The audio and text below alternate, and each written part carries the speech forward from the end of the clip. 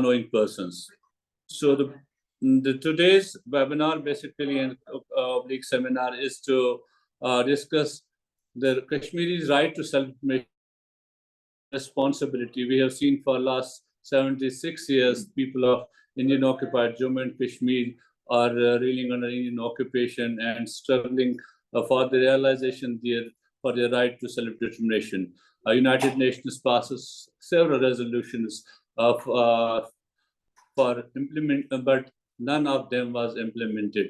Partly, some of the resolutions of UN's CIP were implemented, but later on, plebiscite never took place, and the people continued to suffer. And on 5th of August 2019, then we saw that the state of Indian occupied Kashmir was dismembered, and many laws were enforced in order to change the demography of that territory, as well as to snatch all rights of the people, and people were turned from citizens to subjects in occupied Kashmir. We are back to, I must say, 1926, when the people of Kashmir had no civil and political rights, and that is the situation now in Indian occupied Kashmir.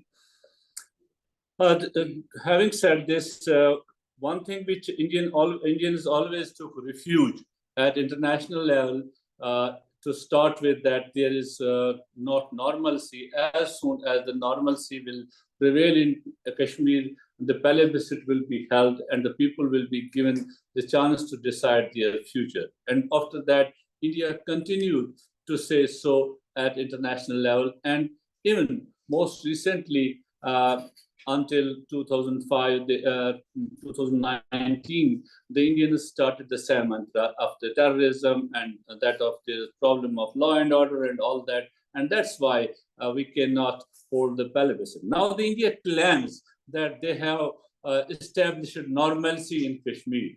They have established total normalcy in Kashmir, and they are in total control of Kashmir. So this is time for India then to say yes to those all resolutions and to all those promises which Indian leadership made at the international level at each and every platform, while giving their assent to all those resolutions which were passed by the UN Security Council, as well as the proposals proposed by the United Nations Commission on India and Pakistan.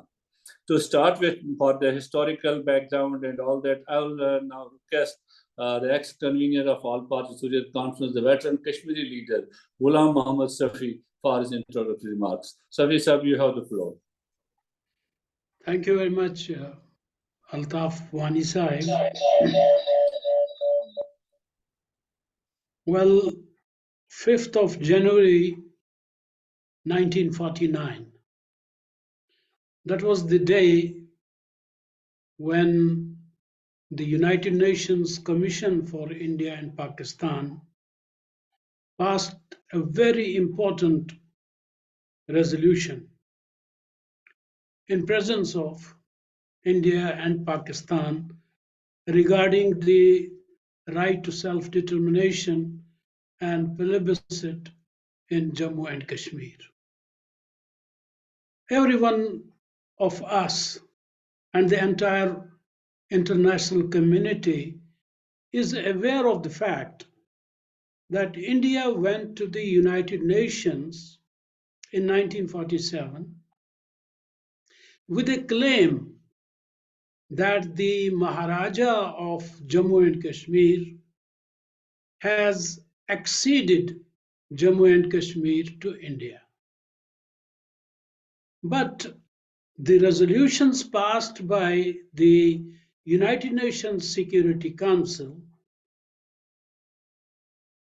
came with a verdict quite contrary to what India believed in. The United Nations Security Council came forward with the resolutions. Those speak about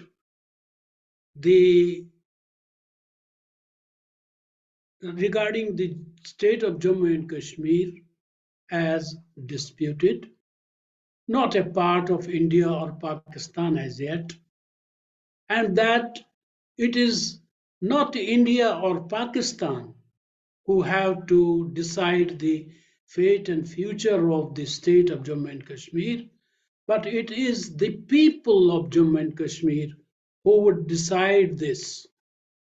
And that too not a,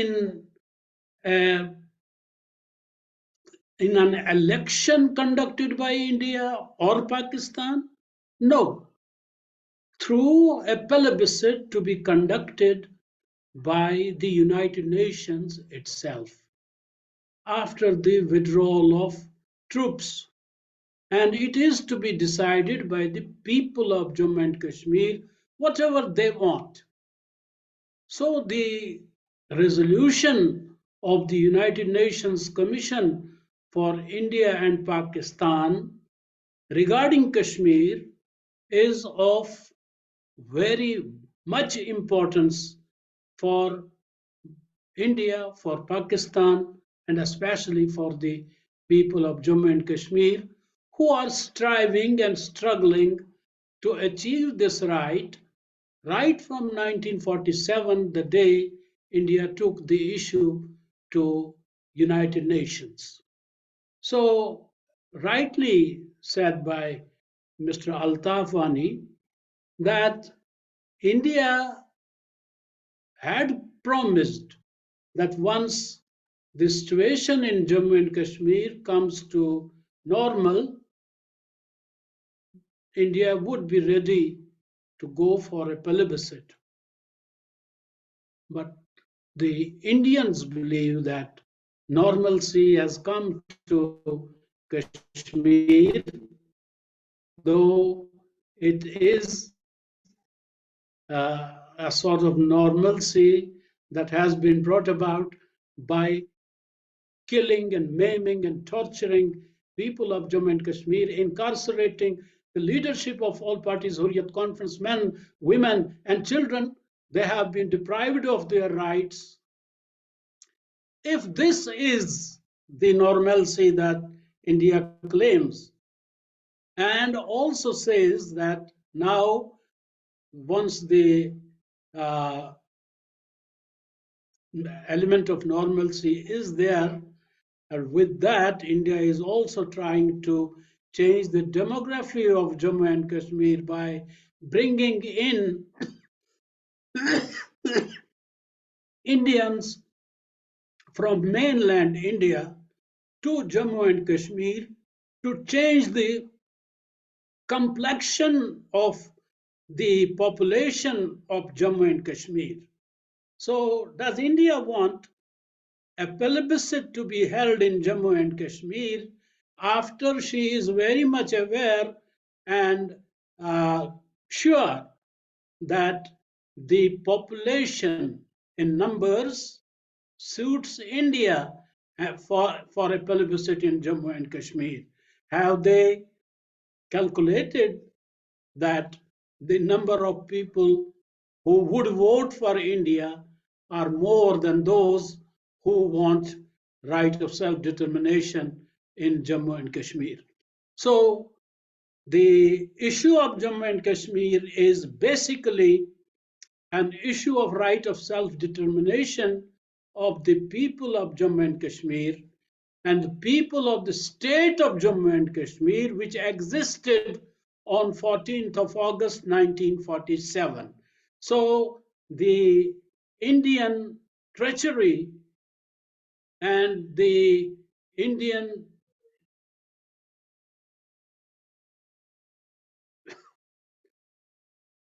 hooliganism in Jammu and Kashmir, India's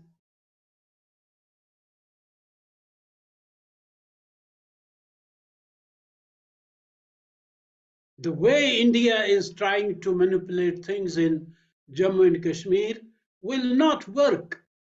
It is to be a referendum that is to take place in Jammu and Kashmir, and that has to take place under the auspices of United Nations, not that the Indians would conduct a farce of elections in Jammu and Kashmir and say that the people of Jammu and Kashmir have voted in favor of India, as they had tried in the 50s also, that they were of the opinion that the Constituent Assembly of Jammu and Kashmir would decide the fate and future of the state of Jammu and Kashmir, but the United Nations Security Council Resolution 122 of 1957 that clearly and categorically stated that it is not these elections that can be a substitute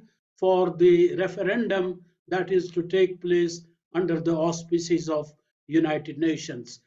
So these Indian elections cannot be a substitute. It has to be a referendum, a plebiscite that would be conducted by the United Nations itself.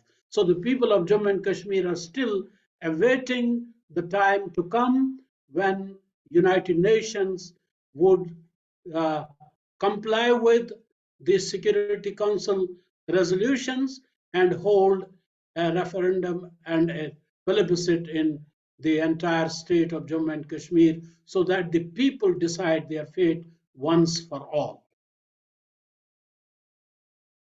Thank you.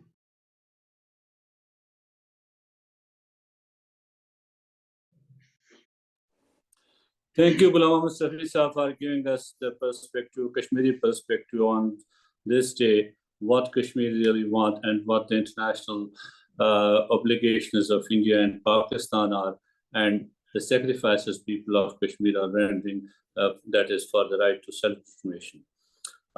We have a panelist, Robert Fitana, who has been waiting there for us from 2:45. Robert Vijana, a good friend of the oppressed people of Kashmir and Palestine. He's also a journalist. He's directly with us from Canada. Robert, you have the floor. Thank you. Good day to everyone. It's a privilege for me to be part of this distinguished panel today. I'd like to start by looking for a moment at the purposes and principles of the United Nations, especially Chapter 1 of the UN Charter. Article 1-2 establishes that one of the main purposes of the United Nations, and thus the Security Council, is to develop friendly international relations based on respect for the, quote, principle of equal rights and self-determination of peoples, close quote. Self-determination is simply defined as the fundamental right of people to shape their own lives. There is often discussion about the right of self-determination of people. Western governments proclaim their allegiance to this basic human right while violating it on a daily basis. It seems that self-determination is only a goal if the form of government selected serves the imperial masters. We'll look at a few examples. When Hamas, currently much in the news, was elected to power in the Gaza Strip in 2006, the United States Congress approved a near-total ban on aid to Palestine, aid that was already minimal. Outside observers generally saw this as a relatively free election, not encumbered by vote count fraud as experienced in the US in 2000, in the election that brought George Bush to power. Noam Chomsky commented on the situation. He said, quote, "You are not allowed to vote the wrong way in a free election. That's our concept of democracy. Democracy is fine as long as you do what the United States says," close quote. That same year, US Senator Hillary Clinton, later Democratic presidential candidate, commented on the election that brought Hamas to power in the Gaza Strip. She said this, quote, "I do not think we should have pushed for an election in the Palestinian territories. I think that was a big mistake. And if we were going to push for an election, then we should have made sure that we did something to determine who was going to win," close quote. So much for US support for self-determination. This is simply one example among many, too numerous to list today.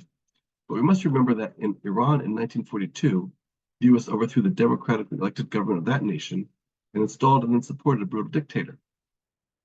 18 years later, the people of Chile elected Salvador Allende. The United States worked feverishly to cause chaos in Chile, eventually succeeding in his overthrow, replacing him with General Augusto Pinochet.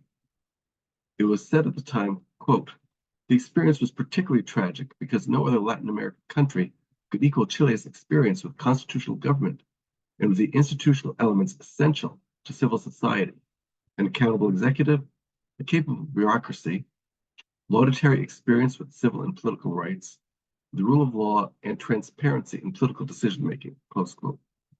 Years later, after Pinochet left power, the National Commission for Truth and Reconciliation report and other studies uncovered the shocking disappearances of thousands of Chileans and the torture of tens of thousands. This was the price extracted upon the people of Chile by the United States by daring to seek self-determination. The example of Western nations, especially the US, preventing the self-determination of people around the world is really endless. We will now look at the situation in Kashmir in some detail. United Nations Resolution 47 includes the following in paragraph 7, quote, "The government of India should undertake that there will be established in Jammu and Kashmir a plebiscite administration to hold a plebiscite as soon as possible on the question of the accession of the state to India or Pakistan," close quote. A plebiscite can best be defined as the direct vote of all members of an electorate on an important public question. There can really be no more important public question than the future status of Kashmir for the Kashmiri people. All other rights will stem from this one. This commitment couldn't be clearer, and the government of India agreed that the people of Kashmir had the right to decide their own future. Note the phrase, "as soon as possible." This was written, as has been mentioned, in 1948, 76 years ago, and the plebiscite has not been held, scheduled, or even discussed.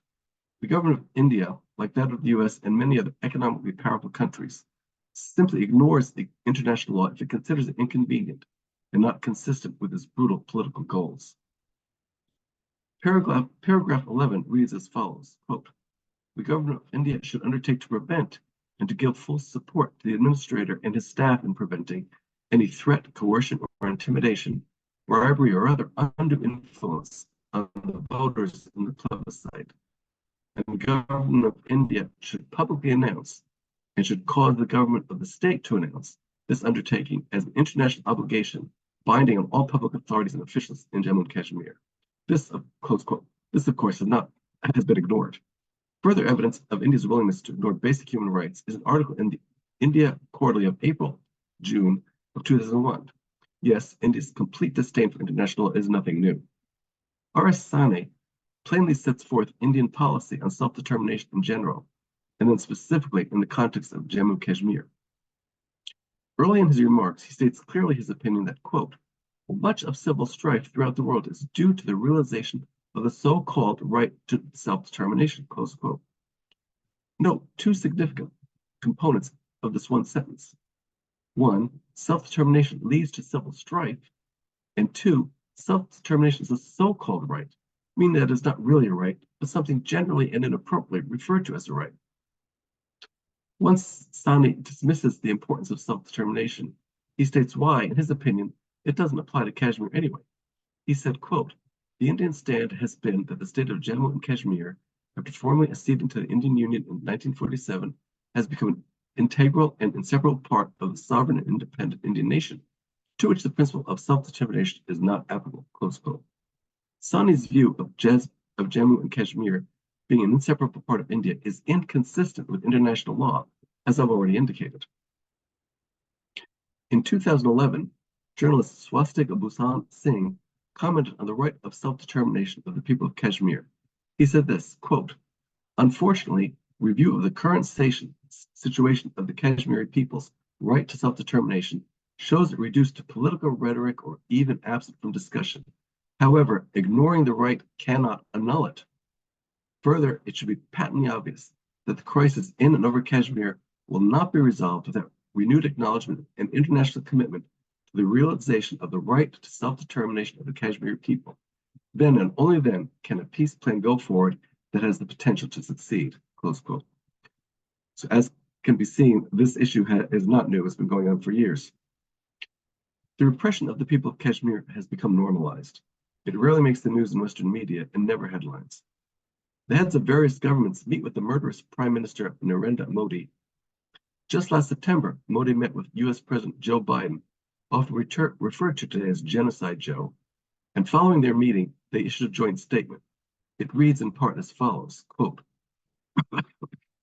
excuse me.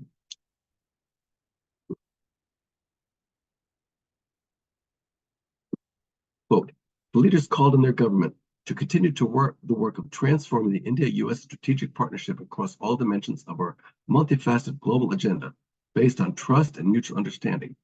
The leaders re-emphasized that the shared values of freedom, democracy, human rights, inclusion, pluralism, and equal opportunities for all citizens are critical to the success of our countries, enjoy, and that these values strengthen our relation, close quote. Sadly, the US and India do share values. These values include disdain for human rights, the worship of power and profits over all else, the belief that international law doesn't apply to them, and that their leaders are above being held accountable for their war crimes and crimes against humanity. These shared values also include racism, as demonstrated by Modi and India's treatment of Muslims in India and Kashmir, and by Biden and the US's treatment of people of color within US borders and his support for genocide against Arabs in Palestine. And if there's any doubt that Islamophobia is a form of racism, when Islam is not a race, allow me to quote from the European Network Against Racism. Quote, Islamophobia is a specific form of racism that refers to acts of violence and discrimination, as well as racist speech, fueled by historical abuses and negative stereotyping, and leading to exclusion and dehumanization of Muslims, and all those perceived as such.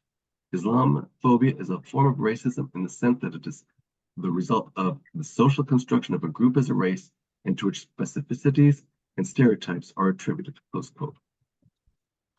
The most powerful governments of the world have no interest in assuring the self-determination of the people of Kashmir. They have demonstrated repeatedly that their political and economic alliances with India take priority over international law and human rights. It is for this reason that we must keep speaking, advocating, voting, and otherwise acting to secure the basic human right of self-determination that the Kashmiri people have long been denied. Thank you.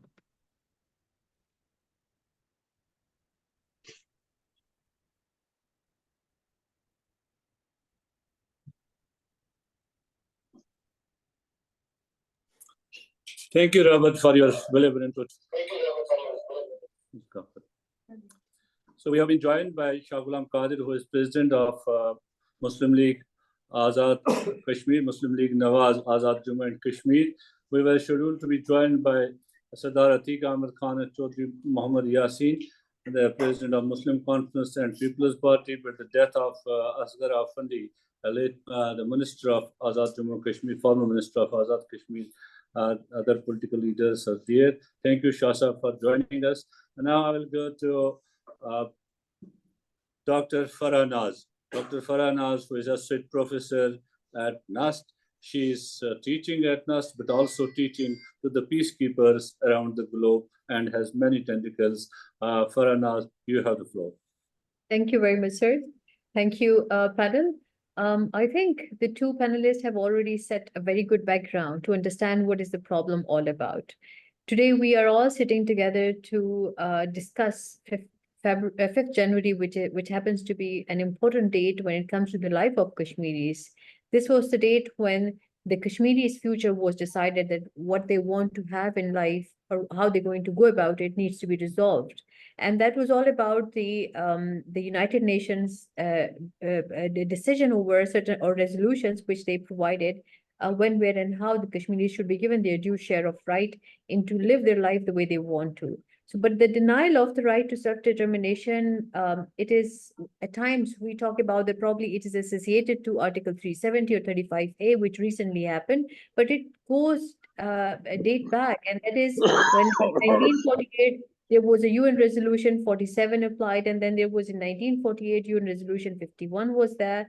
In 1950 the UN resolution 80 was there, and likewise in 1951 91 resolution was there, and all these resolutions have been violated in terms of the UN decision which was put in place that the Kashmiri should have the right to self-determination, and it was and the self-determination has already been explained by the panelists, but the underlying principle is that the final disposition of the state of Jammu and Kashmir should lies with the people of Kashmir, and whatever they want to decide for themselves, it should be held according to their wish list, but that is not happening. And recently we can see with the revocation of Article 370 and 35A, what is happening is that Indian government is having illegal access to all those territories where the Kashmiris are not happy with the system over there. And they are not only occupying the territory, but there's a rapid transition taking place from illegal occupation into an Indian shelter colonist and apartheid project.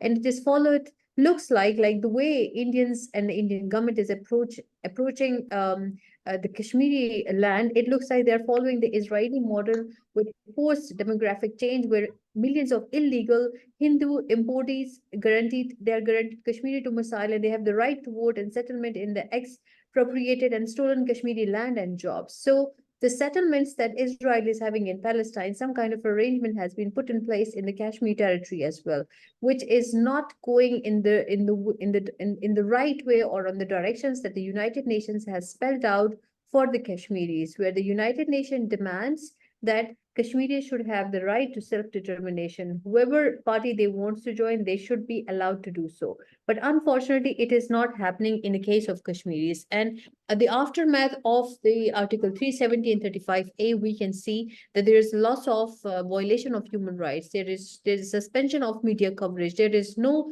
reports coming out to the world about what atrocities women and children are facing over there. Do they have medicine? Do they have all the basic necessities that is required for any individual who is living in any part of the world? So this is all what probably is happening through a set pattern or a set agenda that Indian government has set for the life of Kashmiris, that they should be deprived to this extent that whatever later we provide them, they should feel happy with that. But probably they are challenging the resolve of the Kashmiri people, who are so determined and so strong that they want to fight till the very end for their self-determination, which was set by the United Nations. We also need to see that today we are still talking about that plebiscite that happened long ago. But who is the problem in achieving that plebiscite? Is it Pakistan or is it India? Who is not listening to it?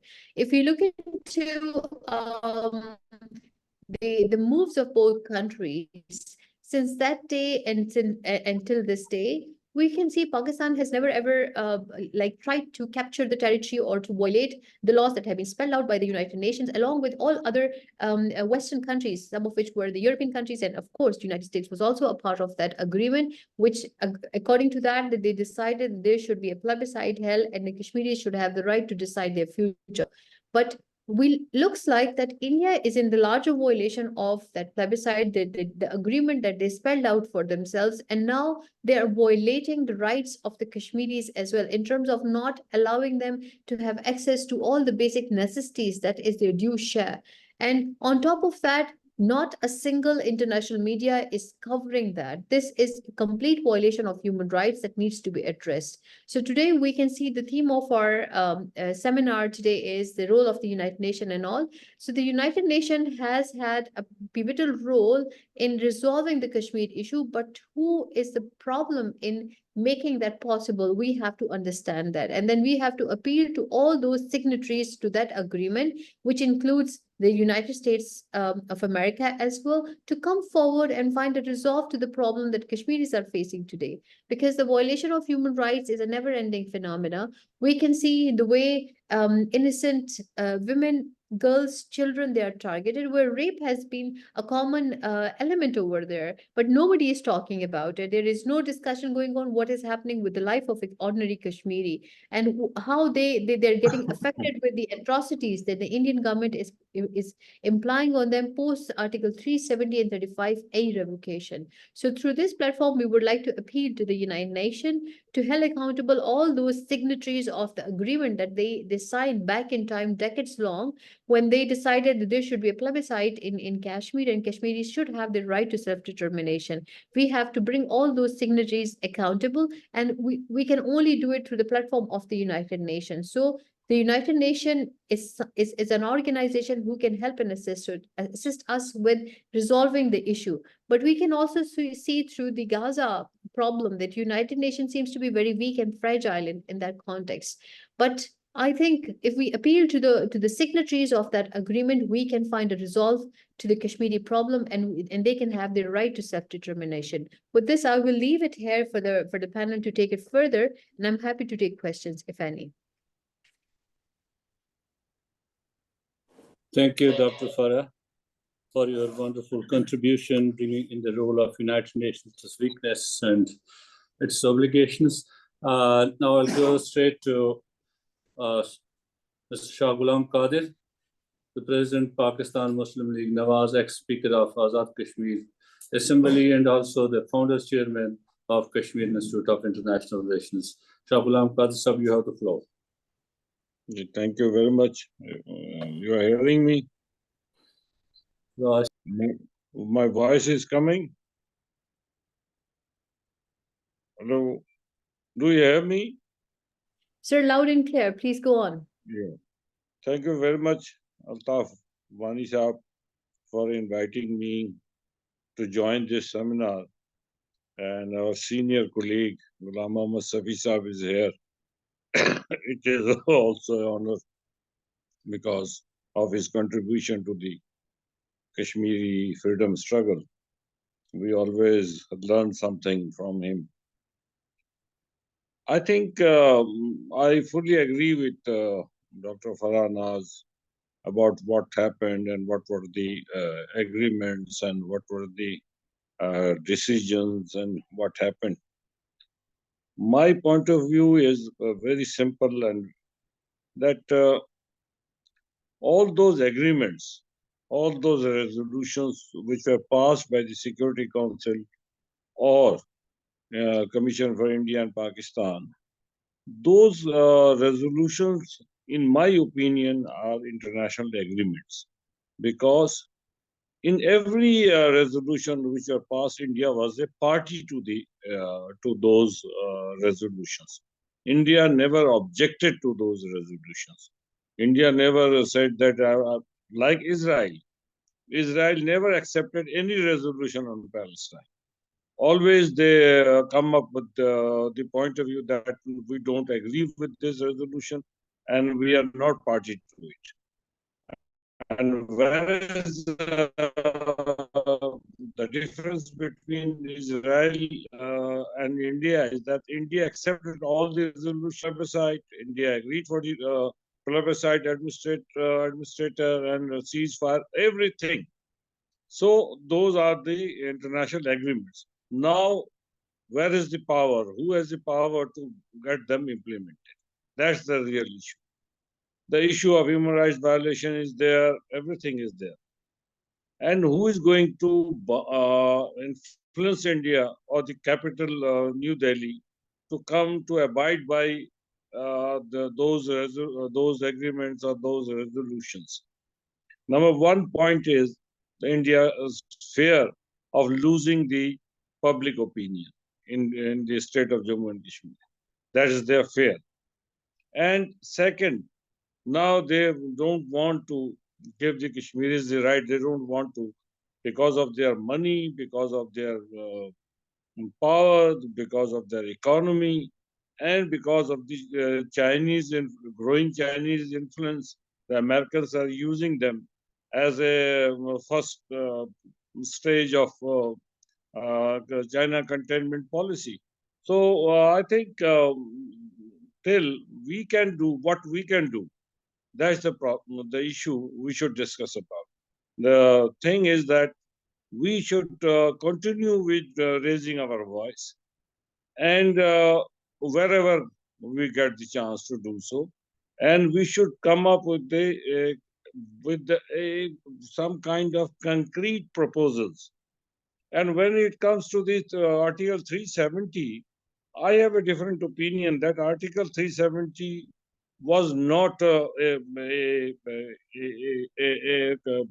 section or article for the Kashmiris to abide by or to have any kind of repercussions, because we never accepted Indian Constitution. But the 35A, which was amended of the amendment of the Maharaja state subject rule, so that hurts us, because of now the Indian citizens, they are going to come, or they are issuing them the domiciles, and they are coming to Kashmir to stay there.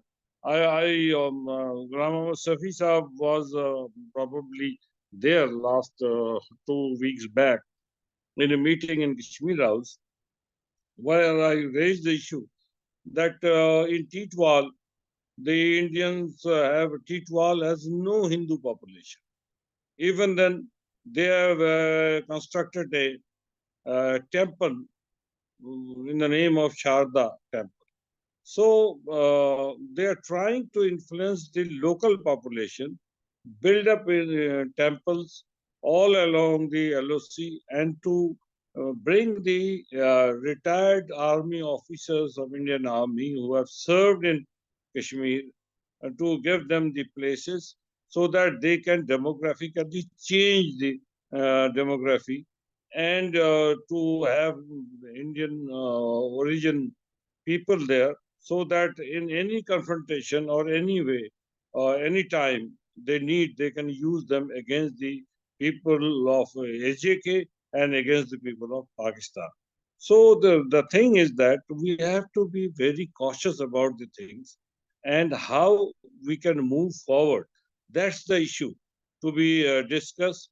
And I think the first point is that whatever the situation is, wherever we are in a weak position or we are in a position of strength. But we have to be with the idea and with the ideology that Kashmiris have Kashmir problem cannot be solved by power only. It can be solved by giving the right of choice to the people of Jammu Kashmir according to the UN Security Council resolutions, and negotiations can be held only on those terms that how to implement the resolutions and how to ascertain the aspirations of the people of Jammu Kashmir. That is the point of negotiation, nothing more than that or nothing less than that. Thank you very much for bearing me here. Thank you, Shah Ghulam Qadir Sahab, for your input. You brought in that people of Kashmir will continue, and we will have to raise the voice at each and every platform, whatever the situation is. That is what the people of Kashmir are doing, wherever they are, whether in occupied Kashmir, in Azad Kashmir, in Pakistan, or in diaspora. They do continue to raise their voice against the Indian occupation. And it's true that there cannot be no compromises on the right celebration of people of Jammu and Kashmir. But given the circumstances which India has created right now in Indian occupied Kashmir, people of Kashmir expect, the people of Indian occupied Kashmir expect much more from the government of Pakistan, from the people of Pakistan, from the people of Azad Jammu and Kashmir, government of Azad Jammu and Kashmir, as well from the international governments. Unfortunately, international civil society is raising concerns on the Kashmir, but the international governments have kept mute silence, and that has encouraged India to continue its genocide against Kashmiris and implement all those laws which are in contravention to the international human rights standards. Thank you, Shah, for your input. I think we had another activist, Kashmiri activist, Nazish Altaf there. Are you there, Nazish? Nazish, are you there? Hello? You are mute. Unmute yourself. Nazish, unmute yourself. Yeah. Hear me? Yes, we could hear you.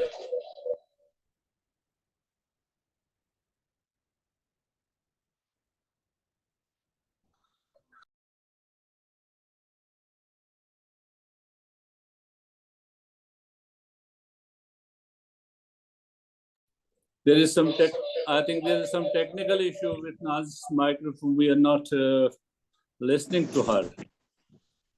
Hello? Do you hear me? Hello? Do you hear me? Okay.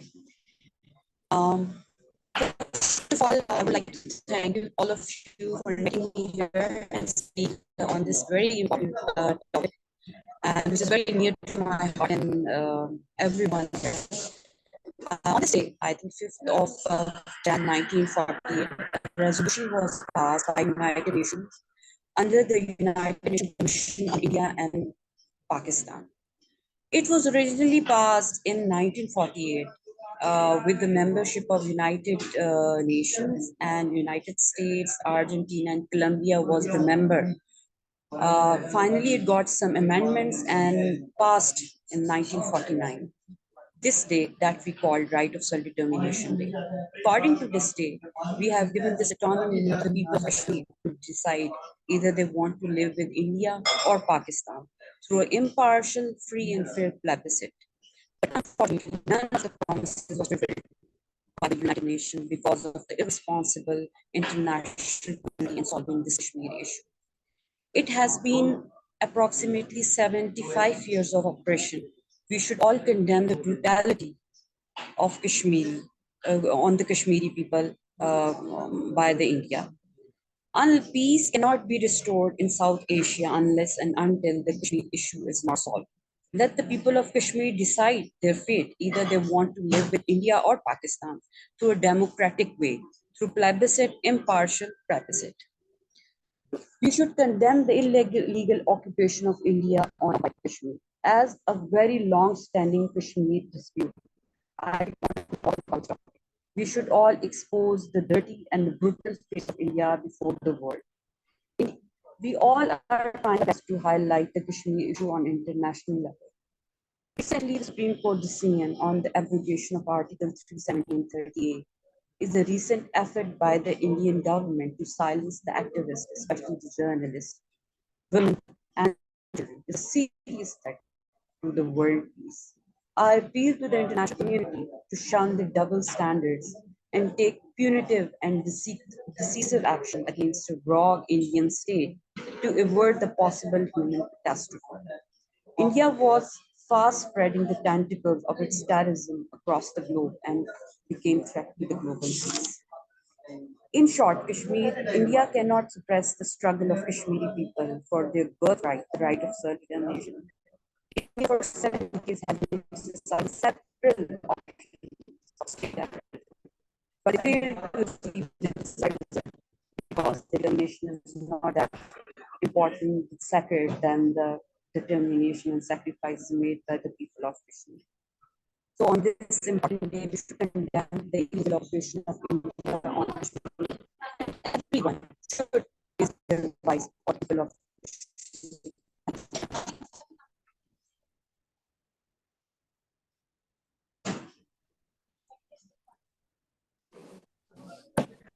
For your participation.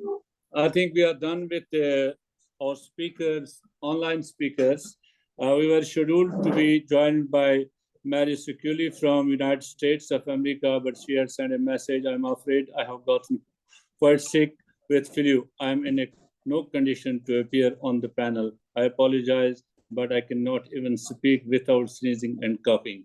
This coughing is all over the world right now. So thank you, Seculi. We wish you fast recovery and better health. And with this, I thank you all the panelists online. And now we will have an in-house discussion with our friends here. Thank you all for joining us, because you can't listen to our discussions. Said Pravesha. So now, yes, we can start.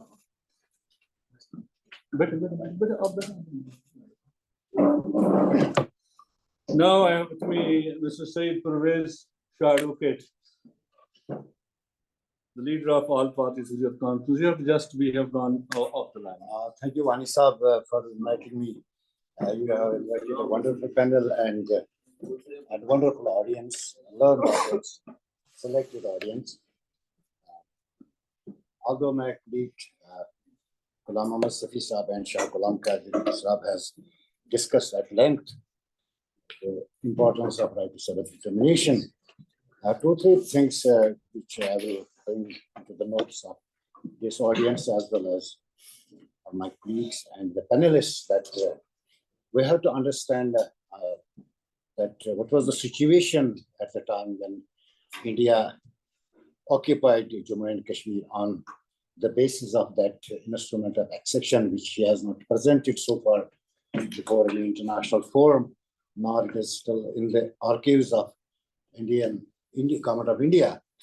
The Jammu and Kashmir was a princely state, and all of us know that the princely state was, these princely states were given the power under the Partition Act that they have to accede either India and Pakistan.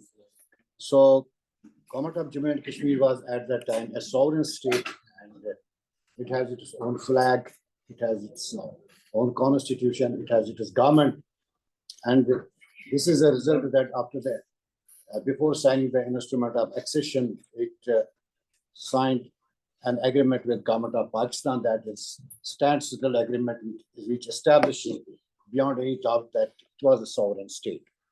If we go through the United Nations resolution of 5th January, it is not a solution, it is a procedure, which says how it will be determined that whether people of Jammu and Kashmir would like to join with India and Pakistan, although there are dozens of resolutions which prove beyond any doubt that it is a disputed territory, but the resolution of 5th January gives the procedure to whether they have to join India or they have to join Pakistan.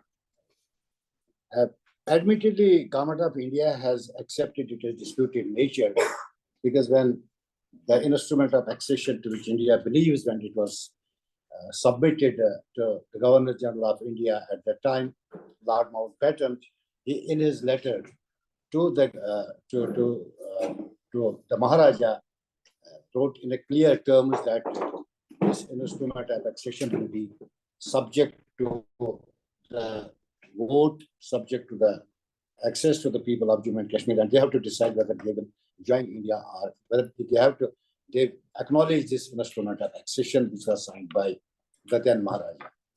And second, that the speech which was made by the then Prime Minister of India in Srinagar, when he said that we do not believe in forced marriages. So once again, he has accepted it as disputed nature. Thirdly, when he made number of communications to the Government of Pakistan, to Liaquat Ali Khan at that time, in his communication, he made it clear that this is a commitment to people of Jammu and Kashmir, to the state of Pakistan and the international community, that reference will be made to the people of Jammu and Kashmir. So there was no dispute at all that it has been admitted. And thirdly, I will just ponder what Shah Ghulam Qadir Sahab has said, that Article 370, we have never accepted it, but we have to understand why this Article 370 was incorporated in the Constitution of India, because it has this historical importance. Because in 1950, when the Government of India framed its constitution, which it brought before the Parliament, there was a question that how this constitution will be applied to the Jammu and Kashmir, because Maharaja had acceded only three things. He has surrendered three things before the Government of India, that was defense, communication, and foreign affairs. And there was a question that how the Constitution of India will be applied to the Jammu and Kashmir, because there was no procedure available at that time. So Article 370 was incorporated in the Indian Constitution because there were the United Nations resolutions pending, because the state has not fully acceded with Government of India, because it was occupied, even if we can say it was acceded, but it was not annexed, because it had been annexed on 5th of August. So there was an accession, and the instrument of accession with government, which was signed with the Government of India, there was no merger agreement after that instrument of accession. So it was mere accession and not a merger. This factor is very important, which establishes that it was a dispute. So Article 370, when it was incorporated in the Constitution of India, it was as a result of Article 370 that Constitution of India was applied to the state of Jammu and Kashmir with modifications. So the modification was that then after applying this Constitution, then it was as a result of Article 370 that Article 35A was incorporated. Had there been no Article 370, there would have not been the government of India would not have been in a position to incorporate Article 35A. So it was very important because otherwise they could not apply the constitution to the state of Jammu and Kashmir. So far, India has been for the last couple of years, although India accepted the disputed nature, but after a couple of years, it has started to denying it on 3-4 reasons. Number one is the Shimla Agreement. India believes that government of Pakistan has signed a Shimla Agreement with government of India. Pakistan has signed Shimla Agreement, and this has taken the jurisdiction of the United Nations. And now these two countries have to sit and they have to resolve this issue. This is the major argument from the government of India. But unfortunately, if we go through the contents of the Shimla Agreement, it states without prejudice to it states position. The status position is disputed nature because government of India, when it took the matter to the United Nations, it accepted the disputed nature. So the stated position is the dispute which has been accepted by the government of India and government of Pakistan. And second, the second factor which government of India is relying on that is the election. There have been 2 resolutions, as Mullah Muhammad Sefi Saab has just referred them. 2 resolutions. Both these resolutions does not give any credibility to those elections which have been so far conducted in Indian occupied Jammu and Kashmir. Had Jammu and Kashmir not been a disputed territory, there wouldn't have been the plebiscite. Rather, these military observers we have seen on both sides of India, on Indian side and Pakistani side, there are military observers. We have the latest report. Wani Saab is the leader of this fact that in 2018 and 2019, there were 2 reports from the Human Rights Council. And if we go through the pages of 2019 report, there was a clear one line which was written by the High Commissioner for Human Rights that both government of India and Pakistan should respect the people's right to self-determination, which once again establishes the fact that the issue is settled on the agenda of the United Nations. Lastly, the UN resolutions, India is saying that with the passage of time, these resolutions have become irrelevant, and these resolutions have lost its credibility. But until and unless India brings another resolution to the United Nations, these resolutions cannot become ineffective. And at the same time, the Supreme Court decision, which it has passed recently, it cannot make any resolution ineffective and irrelevant because it is an international treaty, as Shah Ghulam Qadir Sahib has rightly said. The only issue at this time is that what we have to keep in mind that Kashmiris will be liberated either tomorrow or today or day after tomorrow. It will take time because it is said that Rome was not built in a day. But however, what we have to keep in the mind that how this movement will sustain, because there is a repression from Indian authorities. So they are bent upon to kill this freedom struggle. And at this time, should be our concern that how this freedom movement will sustain.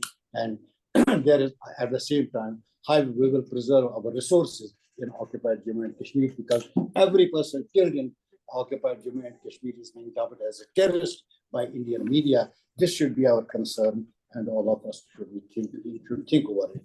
Thank you very much. Thank you, Mr. Pervez, for your very, I must say, your remarks at the end, which are very encouraging that to continue and that all the actions which India has taken will not deter the people of Kashmir, and the people of Kashmir will continue to struggle and will, inshallah, win their right to self-determination. I think we have a lot of audience. All audience is very learned audience. So anybody who wants to contribute may raise hand. Ashraf Saab, Dr. Saab, you have the floor now. You can go.